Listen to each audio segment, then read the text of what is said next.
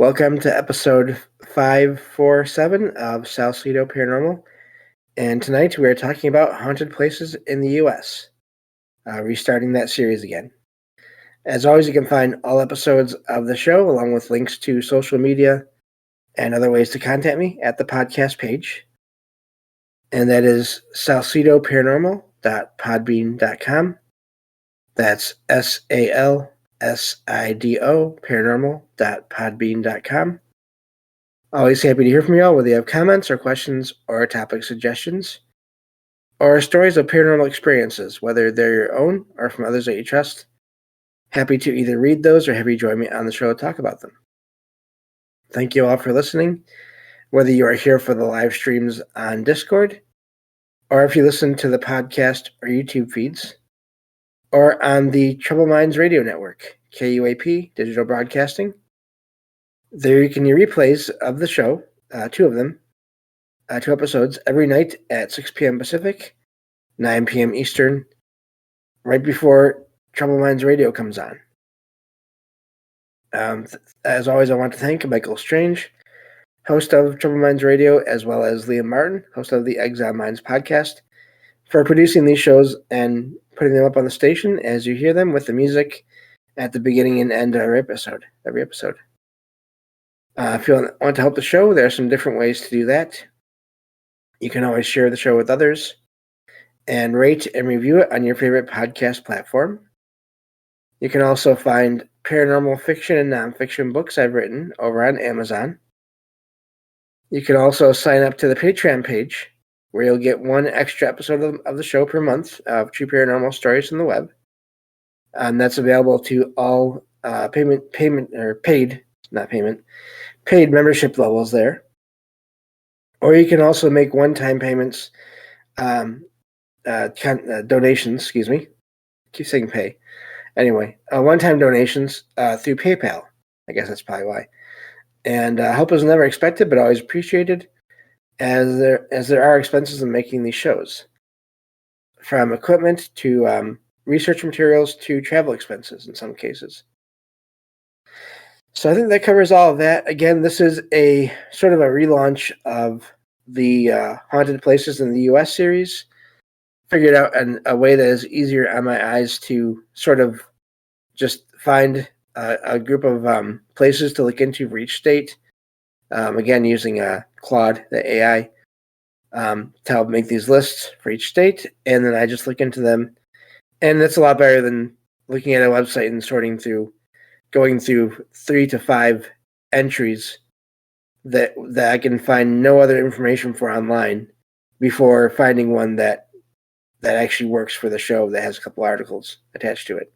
So that's why I'm starting this again, and that's also why this will be ongoing. I won't be taking a break between each state as I had planned on before everything sort of had to stop for a while and before I restarted here. So I think that takes care of all of that. Again, thank you all for listening. I'm hoping that everyone enjoys this new 6 shows per week instead of 4. I will do that as much as I can. And really enjoy it. It's I just felt like 4 was not quite enough. I never liked just doing 4 and just having 4 to put out. So this is just the idea of this series. I guess I could go into it real quick. Is just to get a look in general at all the different kinds of places and kinds of paranormal activity going on all around the U.S. and see what kind of patterns we can find there in doing that, and just get a general idea of what's going on out there and just in the U.S. here in general, as far as paranormal activity goes. And so that's sort of the idea for this series, and we'll get all the way through the U.S. eventually. It's going to take a while, and then maybe we'll see about some other countries. It sort of has to be websites that are fairly easy to read in English and everything. So they're not going to be able to do like the entire world here, but what we will see about some other areas, like maybe I would guess like the UK and Canada and other places that have like English versions of websites and all that I can maybe look into. So, and again, this is sort of a review, especially today's episode. But this, to me, this first place, again, this is first location mentioned in a list generated by an AI. I found a couple articles for it, and this is, of course, the Sloss Furnaces in Birmingham, Alabama. And I have a couple articles here. I will include those in the episode description. It's been a while since I've used articles that to where I need to include them in the sort of the research or the episode description. So that's why I don't have them sort of linked on the Discord as of right now. But they will be in they'll be in the description for each show, and I will try to remember to put them in the Discord as well. But this first article I found is from hauntedrooms.com, and so sort of a paranormal themed website. This article, the title is The Haunted Sloss Furnaces. So has pictures in here, which are really neat. It talks about how the Birmingham police apparently have received more than or fair share of reports of paranormal events at the Sloss Furnaces. Some seem to be minor events, while others are more physical in nature, according to the article here. It says that a lot of these things that happen take place during the months of September and October, so right during that time of the year when supposedly there's supposed to be more activity anyway. Most people, it says, believe the reports are true, but there's others who don't, and they say they're nothing but Halloween hoaxes. And of course, there's always going to be those cases where it's a hoax, or it's just the idea of a hoax is used as an excuse or as a way to explain away whatever's going on. So the most well-known apparition or ghost that is in the area is that of a man by the last name of Wormwood, and his nickname is Slag, S-L-A-G. He's the most famous ghost in this Sloss Furnace. Talks about since his death in 1906, according to this article here, workers have complained about seeing and feeling an unnatural presence at work. Now, from other articles I read before, he is this guy,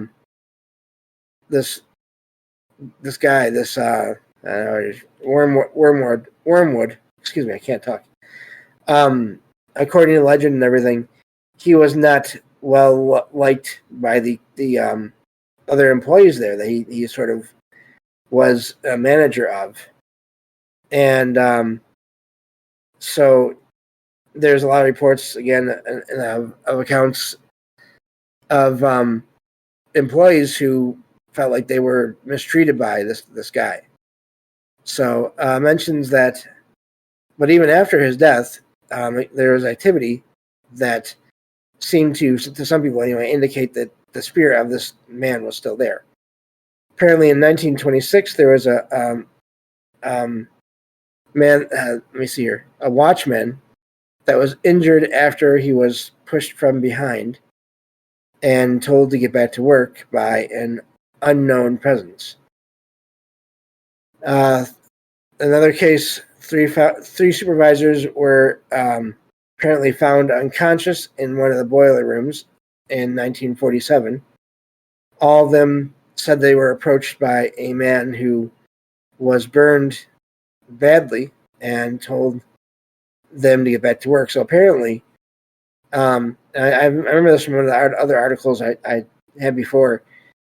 Wormwood died in an accident in the, according to legend anyway, in the furnace where he was burned terribly. Again, in 1971, there was a night watchman that was, and that year he claimed to have come face to face with this half man, half creature that tried to push him up the stairs.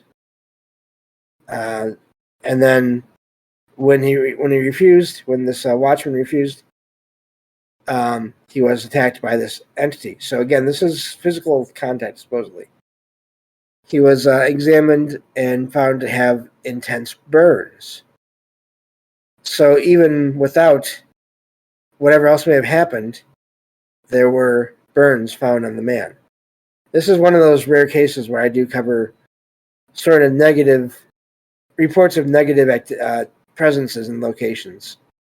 So, again, just to show that stuff is out there. But let's see, going back to the article here. So the next section of this article talks about the history of the place. This was this lost furnace. It transformed ore into hard steel from 1882 to 1972. So it was in operation for many years. Many companies all over the country relied on the furnaces to provide materials. It says in the early 1900s, there was a man by the name of James Wormwood, also known as Slag, and he was the foreman of the graveyard shift. So this is basically apparently known to as far as history goes. There were 150 workers that worked under him that kept the furnace, kept feeding the furnace the raw material.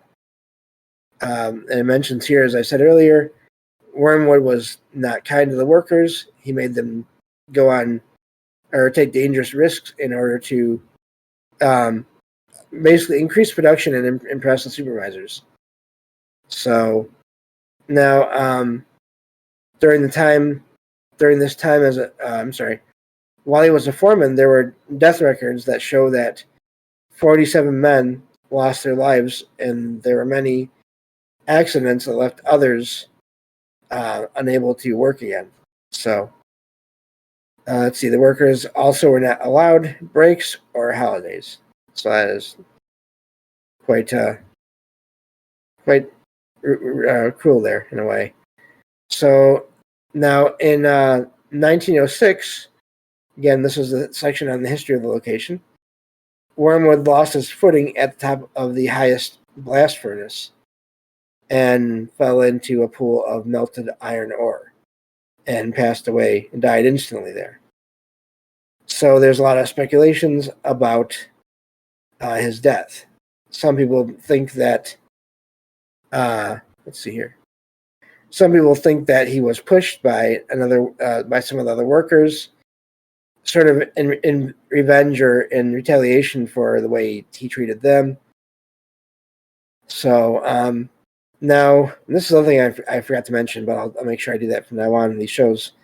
These articles, they are written at a certain point in time. So if you ever are interested in these places I talk about in these shows, be sure to look around online and see what the current schedules of hours of operation are, what is allowed, what isn't allowed to go visit when it comes to visiting these locations. Because what one article says at one point may not be true when you want to go to a location. So just keep that in mind. But it says that as of when this article was written, Sloss furnaces was used for holding metal art classes and also concerts in some cases, among many other events. And because of its haunted reputation, it says it's also an annual attraction for Halloween. There's a ghost tour once a year, which is based on a story written by a local folklorist, Catherine Tucker Wyndham. And of course, the furnaces have also appeared in many paranormal TV shows as well. So a lot of investigators there have gone there to research the place. So that's the first article I found about this location. And what I decided to do, what I'm going to do for every one of these locations whenever I can, is sort of find one article that is from a paranormal themed website, and then one article that is from a news outlet, just to get the two sort of different views on each location. And so that's what I did for the furnaces there, the lost furnaces.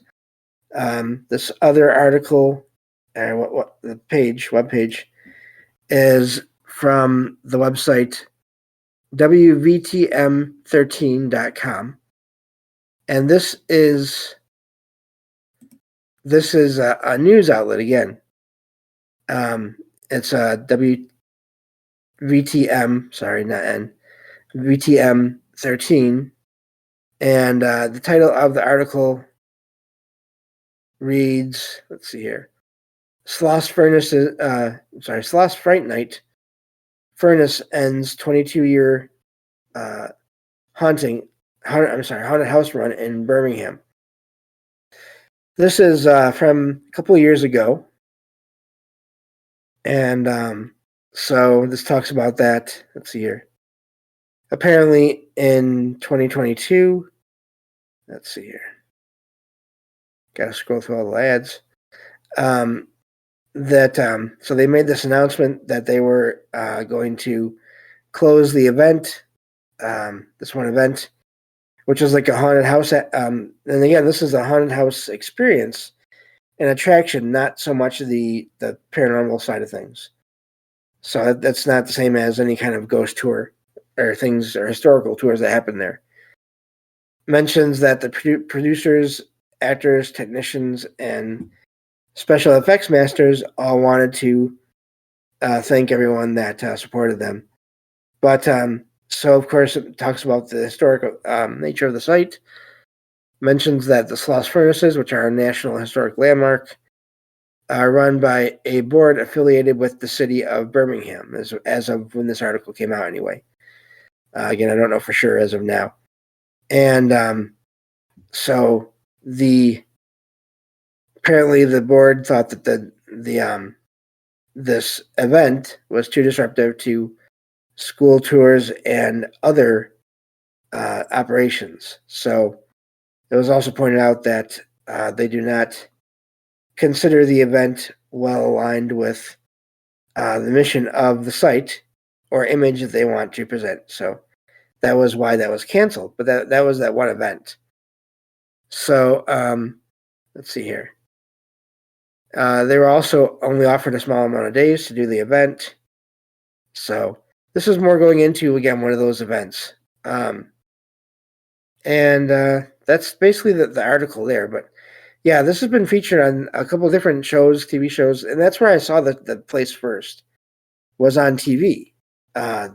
Back when I was sort of watching more TV and listening and into the sort of the those paranormal investigation shows.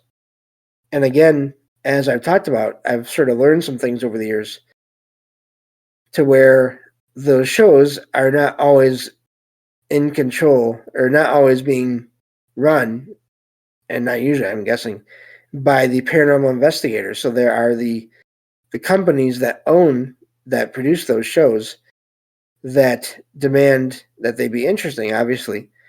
And that means, in some cases, exaggerating or making up paranormal activity to then be featured on the show. So I don't have a problem with those shows in terms of entertainment. And just be aware that there may be things in there that are not as they appear to be. So, also, a lot of people I've heard talk about paranormal investigating over the years, they say that things don't happen on demand or all the time on investigations. But, and that's something that the TV show networks don't want to hear. They want action the whole time. So, anyway, that was just a side note on that. And so yeah, those are the two articles I have. I'll include those in the episode description. Again, we'll be going through all 50 states in the U.S., going through anywhere from, I'm guessing, 5 to 10 places in each state. Basically, I get the list and then I go around online and see what I can find in terms of articles about a location, and then I bring them here and talk about them on the show. And that's going to be the format for these haunted places in the U.S. shows that we do here going forward. Again, we did start this a while back, but now I found a better way to do it. I wanted to start from the beginning again and go over all these places. So some of the places that we'll probably talk about in coming shows in this series that I'm pretty sure have activity. I know for one thing, the next one of these shows is going to be about a place called the Sturdivant Hall in Selma, Alabama. That's the next place. There's a Gaineswood Plantation I'm going to look into. Let me see here. St. James Hotel. Again, going back to, and then the Redmont Hotel. Hotels, hospitals, anything like that, they seem to be a lot of, there seems to be a lot of paranormal activity that goes on in those places. Kenworthy Hall. Fort Morgan, I know we talked about that in the previous series. We'll go through that again just a little bit. Oakley Historic Complex. Let me see. Bear Creek Swamp. Again, that's not a building. That's just a location. And the last one in this state, the list for this state, is another one we did cover, the University of Montevallo. So that's the other places in Alabama that we're going to talk about in upcoming shows. Maybe I'll see about getting 3 or 4 articles for each show again, just in case, because, again, the 2 articles I had here today did not last the whole show. So I want to make sure that is taken care of for next time. But yeah, it just seems like there are places all around the U.S. that have activity. And I mean, this is just one attempt at finding a list of these places. I could ask the same question and get a different list, or get different locations on the list, along with some repeats. So yeah, that's the fun part about this, is even after we eventually finish this series, there will still be places that I can go and look into that were not on the lists that we can talk about in these shows. So, also, if you all have any suggestions for places anywhere you want me to look into and do a show on it, talk about it in the future, you're always welcome to let me know, either through Discord or through my Gmail. That's salsidoparanormal@gmail.com. And I'll look in and see what I can find. And I know I have a couple articles. Well, I had. Actually, I don't have them anymore now, since my old PC basically stopped working on me. But yeah. So if you have any places you'd like me to talk about, please let me know. If you've already sent me articles about places before that you thought I might be interested in, I may need you to send them again. I lost a lot of files because I was just so distracted by trying to keep that old PC working. Lost a lot of files in the process of getting to this new PC. So there may be things that you all have mentioned before that I wanted to talk about at some point and just never got around to it. So, and part of that is, I think, because everywhere there's paranormal activity going on everywhere. It's just a matter of when and how often and who is there to notice it. So that's going to do it for tonight. Thank you all for listening. And I will talk to you all on the next episode of Salsido Paranormal. Take care.